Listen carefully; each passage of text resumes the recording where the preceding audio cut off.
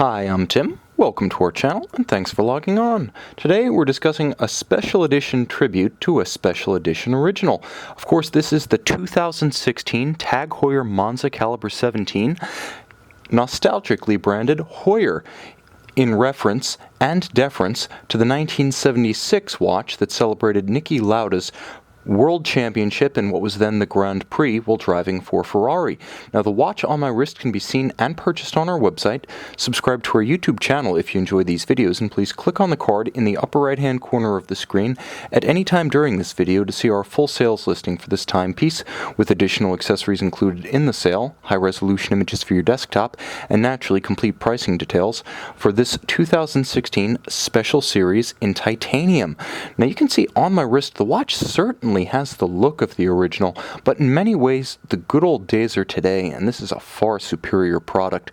Let's start with the fit and the feel. Now, the watch is all diamond-like carbon-coated titanium, which is to say, unlike the original, which was chrome-plated brass, this one's light on the wrist. It's also quite a good bit tougher, with the DLC being quite scratch-resistant and resilient in general, and the titanium wearing light. Ideally suited to the cushion-shaped case, the combination of the two reduces any fatigue or pressure points on the wrist.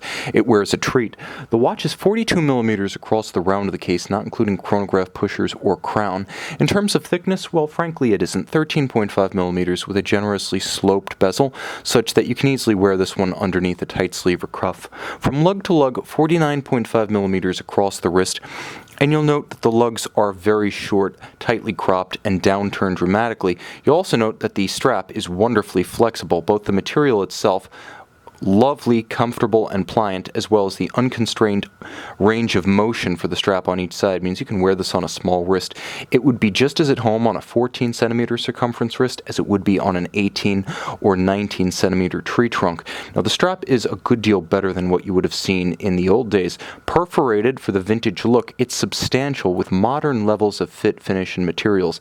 Very supple on the wrist. It looks good, it feels good, it's buttery smooth with a wonderful natural pebbly grain, and although the original didn't feature a deployant clasp, the new one does feature a twin trigger model that is nostalgically branded Heuer, no tag, with a minderless system such that you can see it actually tucks any excess underneath the clasp body, so it has a very clean look when buckled.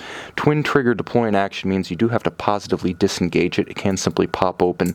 It is not friction fit. Now, the case is surprisingly nuanced. You'll note that there's actually a satin grain to the case flank and then a polished gleam to the bezel itself. It's not two-tone, but it does have contrast. You'll also note that the watch is stark and imposing, all black. It has a Darth Vader-esque aesthetic, and of course the original was from that era around the release of the original Star Wars, so maybe it was just the universe in sync and the planets in alignment. But you will note one feature of this watch that was not a design feature of the original is the vintagey patina-style luminescence. So, in other words, trying to recapture some of the charm of the originals that have survived to this day. Over time, luminescence dependent on tritium or radium will fade, degrade, and become this lovely ecru color that you see here. This is actually superluminova, so not tritium-based, certainly not true patina. It glows like a torch at night, making this a very useful tribute timepiece. Now, it does feature a chronograph, and it does feature automatic winding. In this instance, it's what Heuer calls the caliber 17. You can see the dial is quite true to the original. It certainly evokes the feeling of the original, while having modern standards of quality, fit, finish, and luminescence.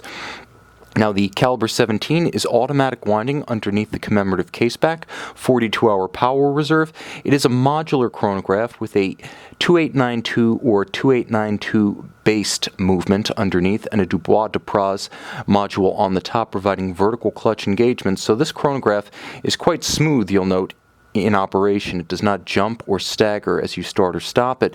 It also features hacking seconds, pull the crown, stop the balance, halt the seconds hand, synchronized to your reference time, and a quick set so you can rapidly cycle the date. And quite unlike the original, this one is water resistant to 100 meters. So take it off this lovely leather strap, put it on a NATO or rubber strap, and all of a sudden you're ready to take this motorsports inspired chronograph offshore, where the only motorsports is powerboat racing. Now, this is a timepiece that's versatile, handsome, handsome, evocative, but definitely stands on its own four legs as a modern watch. It's not trying to be something it isn't. It pays deference to Heuer history without trying to plagiarize it. A charming watch and a fantastic modern luxury timepiece in its own right. You can see and you can purchase this Tag Heuer Monza Caliber 17 Special Edition on our website.